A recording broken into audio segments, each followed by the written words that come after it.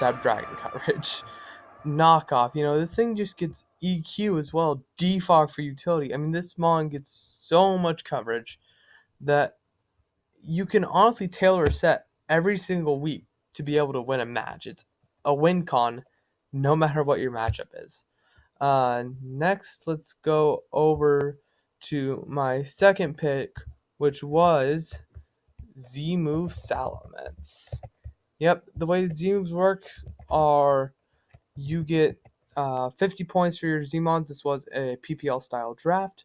So basically, whatever the Mon was worth in the point total, and that was also the number of Z points it cost. You got 50 Z points and 120 total points.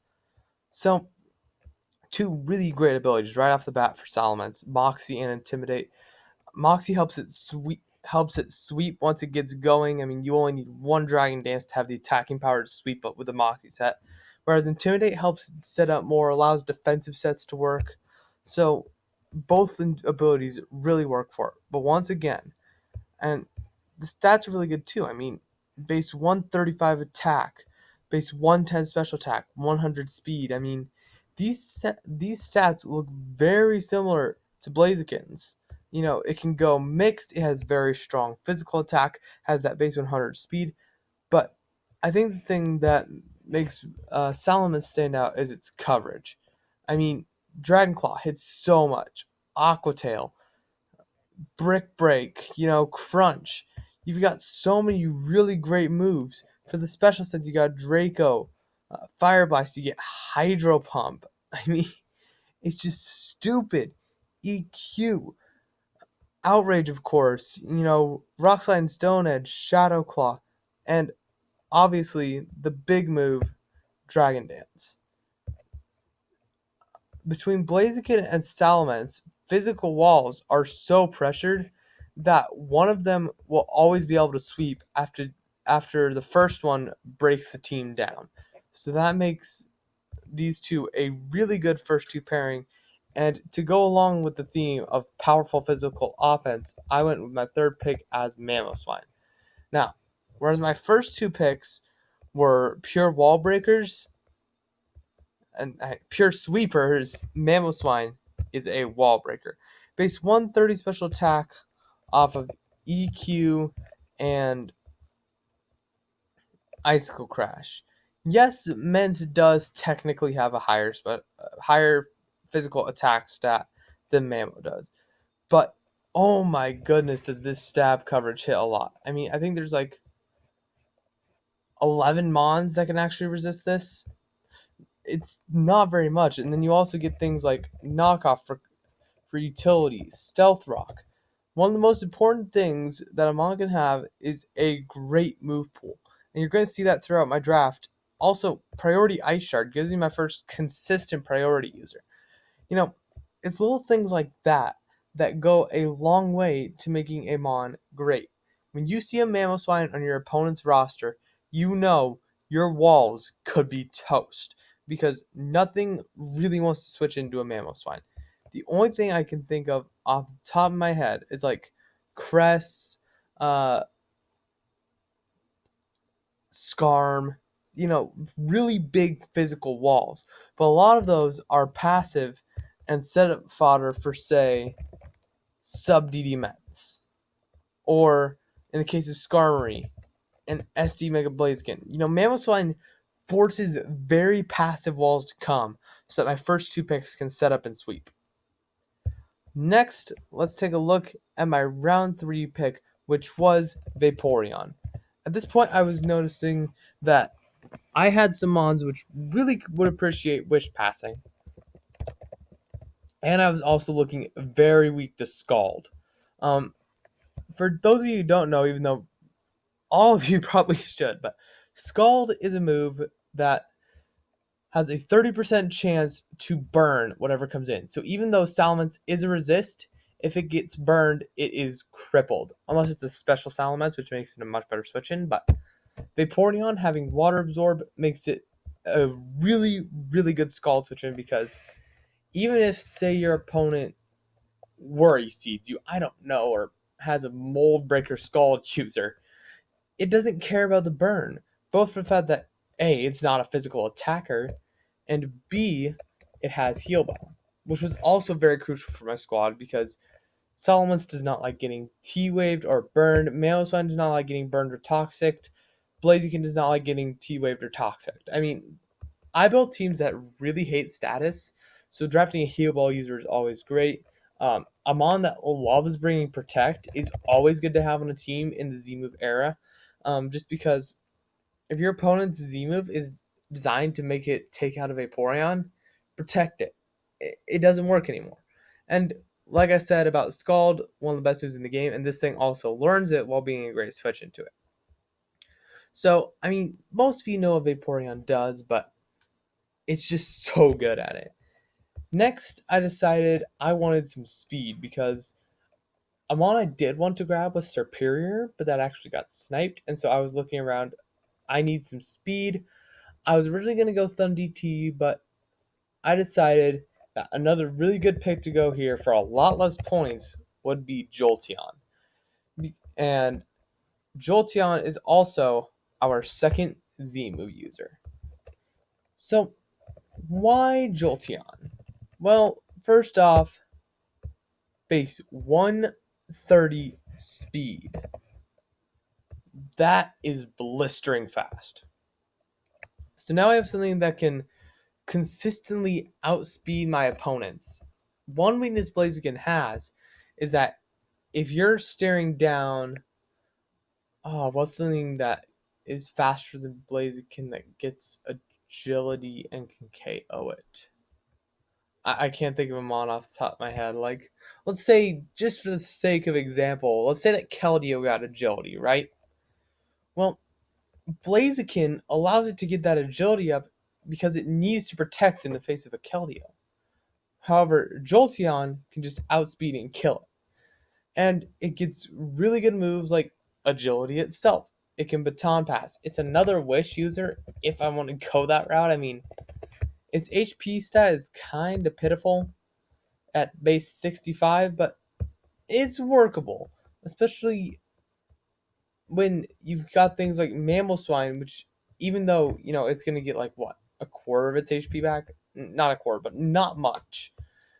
Or Mega Blaziken, though, has a low HP stat. I mean, when you got a lot of mons that don't get recovery, or in the case of Salamence, it gets it, but it doesn't always want to run recovery, it's a viable option. This thing also gets Volt Switch, so it's my first pivot outside of Vaporeon Baton Pass. Roar, and a lot of these moves also go for Vaporeon. Like, I don't know why I didn't bring up Roar Vaporeon. That's a really good set. You know, pretty much 90% of the time, you're going to be clicking one of these three moves with Jolteon, whether it be Hidden Power, Thunderbolt, or Volt Switch. But there are a lot of other moves that this thing gets access to that you can use, whether they be tech moves, whether they be like Signal Beam to break a grass type, or even one of its obscure coverage moves. Shadow Ball's not that obscure, but the one I'm thinking of is, where did you go? Synchronoise, really strong move. But all in all, I mean, just with the pure offensiveness of this team, it really needed a fast pivot, and Jolteon does that really well. So after Jolteon, I decided that I wanted another massive threat, partially because I was salty after getting sniped quite a few times. And so I decided to go with Necrozma with the Z move enabled. Necrozma in Ultra Sun Ultra Moon is absolutely absurd.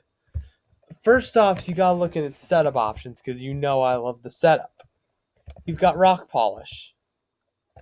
You've got moves like SD. You've got Calm Mind. You've got, I don't really know why you'd ever run Autotomize, but it's there.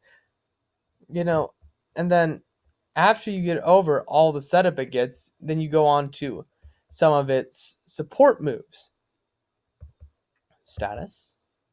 It gets rocks, which is huge. It's my second rocker, and the team right now is looking like it wasn't going to be able to get rocks up very much, which isn't necessity in every matchup, but there are some matchups where you really got to get those stealth rocks up, and if you can't, it can be a detriment. You've got Iron Defense. I forgot to mention that in the setup. Moonlights. You've got the recovery you need. Recycle also works with recovery with 50% berries.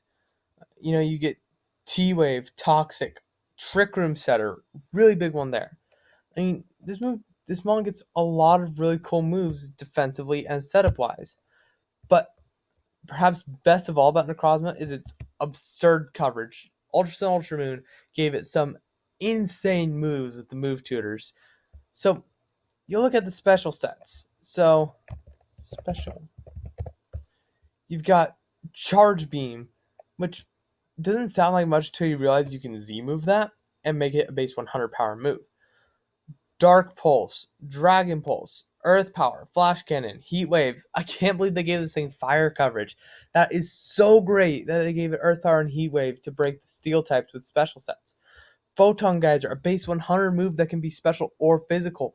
Really good flex move because when you click Photon Geyser the first time, if your opponent's not avidly calking, or if your opponent has a mon that's pretty split on its defenses, they might not be able to tell whether you're a physical or a special Necrozma if you just click the Photon Geyser.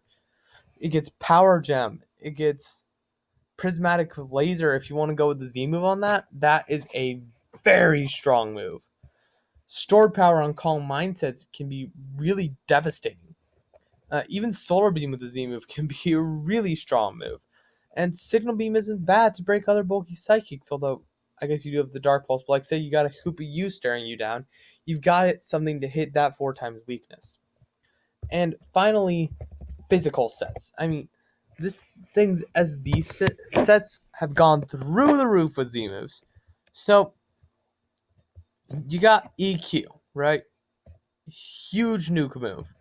If you're a slower set, you got Gyro Ball. If you're faster, you got Iron Head to hit those fairies.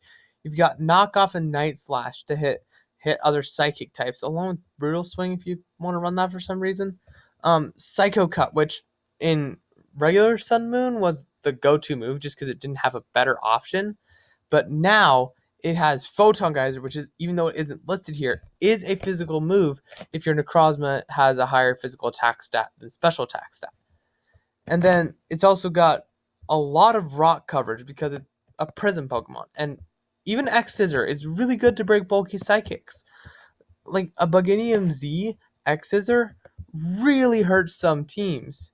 So now I'm just gonna go ahead and add a few extra lines, specifically 5. So 1, 2, 2, 3, 4, 5. Yeah, spoilers, we have 11 mons. I mean, I guess that's a spoiler, sort of. But anyway, after Necrozma, I was looking at the team and I'm like, wow, this team is really good. I'm really liking the team so far. But right now we're looking a little weak to Calm Mind Psychics, and we also don't appreciate Toxic Spikes. While being a Toxic Spike setter would really help things like Blaziken and Necrozma and Salamence to hit some kill thresholds, and things like Vaporeon to stall some teams out.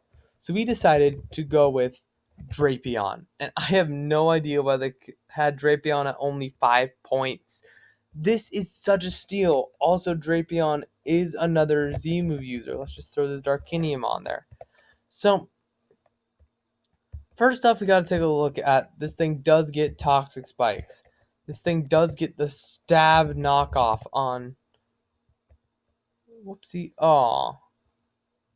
Well, sorry you guys had to see that. Scroll down. This is unprofessional as heck, but I don't care. Yeah, you got the Stab knockoff coming off of base 90 attack, which doesn't sound like much, but it hits hard. And you've got 95 speed, which makes offensive sets viable. What else do you get for support moves? Taunt. It's a pretty fast taunter, which is really nice. It's Whirlwind, so it gives us another phaser along with Vaporeon, and if you ever want to run that, Jolteon, and technically even Mence gets Dragon Tail. So it gets really, really cool moves. as well as I'm going to count Pursuit as a support move.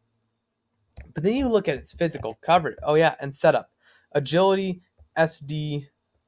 I think it might get like nasty plot or something. Nah, just agility and SD. But that's realistically all you need, because dual dance sets with this thing are really threatening in the right matchup. Because you look at its physical coverage, and we've got a lot of Z move options here. Aerial Ace, Aqua Tail, you know, all the dark coverage you could ever want. Cross Poison, although I think it also gets Poison Jab. It gets a lot of bug coverage because of Skorupi being its pre-Evo. EQ, really good one. It gets all the elemental fangs: Ice Fang, Fire Fang, Thunder Fang. Um, it gets Iron Tail to break fairy types if you're facing. Actually, there isn't a dual typing that resists poison that isn't Magirna. Never mind on Iron. Never mind on fairies, but like say a bulky rock type you want to break. There are situations where you want to steel type, is what I'm saying. Then you got poison jab. You've got fighting coverage at the very least on Z moves, brick break, which a lot of people sleep on brick break, but if you're facing, let's say, a Alolan Ninetales, it's actually really good because you're not quite fast enough to taunt it, so you can just go ahead and after it sets it up, you can brick break. And then it also gets X Scissor. I believe I skipped over a really fun little tech move in Fell Stinger. Only works in certain matchups, but when it works, and it's really fun to see someone pull it off. All in all, Drapion's a really good mon, really solid, and I don't know why they let it fall all the way down to 5 points, and I got it in round 7. So, next mon we took was a Z move enabled, our final Z move user, because this makes exactly 50, Durant. Now, you might be thinking, Durant, isn't that mon trash? No. Everyone underestimates Durant. You look at the 109 base speed, 109 attack, and you think, well, that's not great. I mean, Blaziken, it's way stronger and it gets speed boost.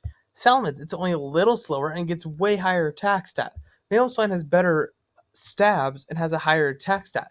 Jolteon has both a higher attack stat by 1 point and way better speed. What's so great about Durant?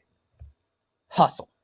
Hustle makes this thing a phenomenal breaker because it gets a free choice band on whatever you want, and then you can double choice band it by actually running choice band. But on top of the hustle ability, making it a free choice band on base 109 attack, which hurts. Then you throw on Z moves, which means no matter what you do, you can have a move that has perfect accuracy, and let's say it's an X Scissor, base 160 power. Something's dropping. I don't care. Something is dying when you click that Z move. You also get moves like Crunch. You get Aerial Ace, which flying coverage is always good to have. And since it has the perfect accuracy, see that little dash there? That means that it doesn't get affected by the hustle drop. You get superpower to break other steel types, which could otherwise wall you. Rock Slide to break the fire types, which think they can come in, or Stone Edge for that matter. Stone Edge I would not suggest running unless you're either A, Home Claws, or B, Z Stone Edge for, say, an Arcanine. And then you also get set up in Agility and, like I said earlier, Home Claws. Now, normally Home Claws is not the most optimal setup, but when you have Hustle, Home Claws does boost your physical attack, but it also gets rid of that accuracy drop. So once you boost it, it gains 1/3 accuracy after losing a fifth. A third is greater than the fifth, so any of your all your moves go to higher than their original accuracy. Um, if I remember correctly, it's like base 85 and higher moves get the accuracy drop. So hold on, let's see here. Let's go. I'm pulling up a calculator in the background. Let's go 85, or not 85, 0.85 times 1.33 times point 0.8. Okay, so it's base 90 and higher, but still, that's really, really, really good. And a lot of these moves that you're running, like, let's say you've got your rock slide basically becomes like 98% accuracy whenever you run home claws. So the fact that this mon, which already hits like a truck and also gets accuracy drop, learns home claws, is a perfect match for the two. And even without home claws, Durant would be great, but it just pushes it to that next level. So next, we finally decided to pick up a fairy and for 7 points, we decided to snag Granbull. Granbull is really good for this team. First off, one issue a lot of people have with Granbull is that, even though it looks really good on paper, base 120 attack, 90 HP with that Intimidate makes it really bulky. Everyone says, oh, it doesn't get Wish or Moonlight or any kind of recovery outside of Rest. But we have a Vaporeon, which can pass base 130 HP Wishes into Granbull. Yeah, that's not an issue anymore. And this thing gets Play Rough, which is one of the best stab moves in the game. It gets Close Combat. It gets Crunch, EQ, Fire Punch. I think it gets all the punches, actually. Yep, all the punches. Gets Stone Edge. Gets Seismic Toss if you want to run that bulky life. Roar. It can Toxic and Taunt things. I think it might even get beat up. No, it does not get beat up. But really, really good mon. Also gets bulk up. SD maybe? No. It gets bulk up even to set up. So this mon has so many cool things for a team. It gives us our second Intimidator with Salamence. It allows us to break things down with offensive sets. It can switch in on physical threats and be a defensive monster. Granbull is just a really, really solid fairy that is often overlooked in drafts, and I realistically don't know why. Next, we're going to take a look at our second to last mon, Rotom Frost, for 4 points. So, why would you pick Rotom Frost? Well, it's pretty simple, actually. This thing gets Blizz Bolt coverage. And while Blizzard isn't necessarily the best move to be spamming, because, 70 accuracy, it's a hurricane. Bolt Beam is seen as the best coverage in the game. The fact that this thing gets its stab is really good. It also gives us another Defogger. Before this point, our only forms of removal were Salamence and Blaziken, because I got sniped of our Maldo. I got sniped of Superior. I got sniped of Thundy T. I got sniped of a lot of cool mods, which I thought were going to be removed for the squad. And then at the end, I realized I needed to patch that. So Rotom was a really great Gloomon. And continuing to look, this thing can run a lot of different items with like leftovers or scarf or specs, because it can do that great duality being both offensive and defensive, like most of this team. I mean, the only real mods which can't run both offensive and defensive sets are Durant, Jolteon, and Mega Blaziken. Those mods are pretty much locked into offensive roles, but they're so good at those offensive roles that it doesn't even matter. Also gives me another Volt Switch user, so I have another pivot. Gets Hex if you want to T-Wave things. This is actually one of the few mods which gets all three forms of major setup. Status with Thunderwave, Volt Switch, and Will-O-Wisp. And it also gets Trick, so if you want to get rid of your item, you got an option. Shadow Ball, Signal Beam, really good coverage moves. HPI is actually surprisingly not bad, because if you don't need the massive power Blizzard grants, you just need, like, you're hitting 4 times effective mons like a Lando, HPI works.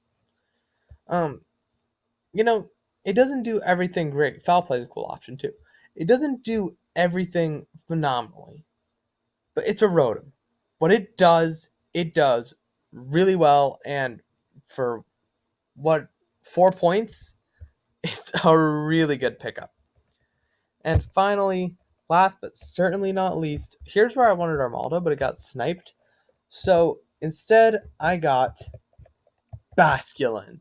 Yes, another wall breaker with adaptability Aqua Jet. A huge reason I drafted this was actually because I knew I was going to be facing a regular Speed Boost Blaziken, and I was looking at my team and kind of realized that there were certain sets that if he played well, just kind of owned me. Well,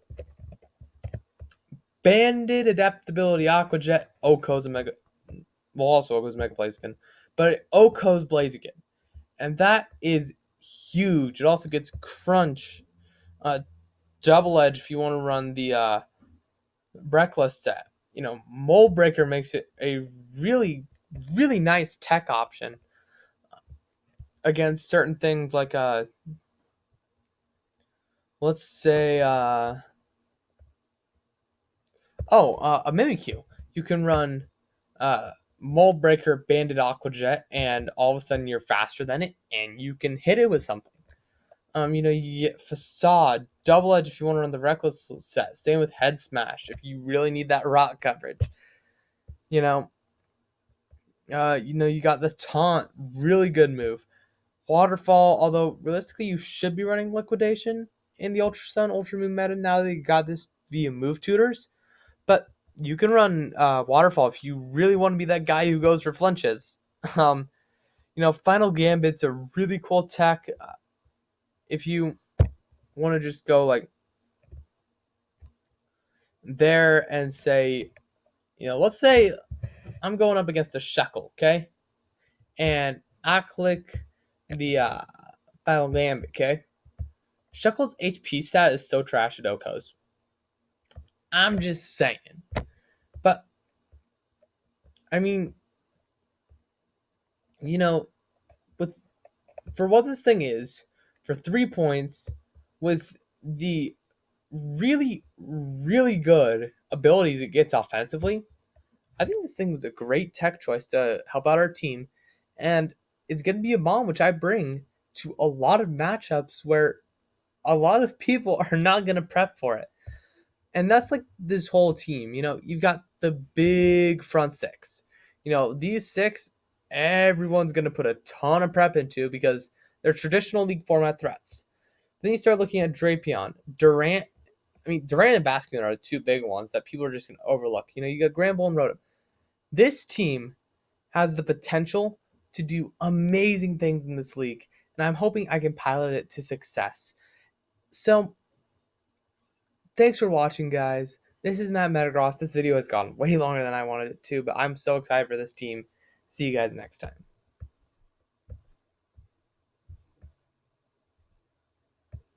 If I can ever pause the video.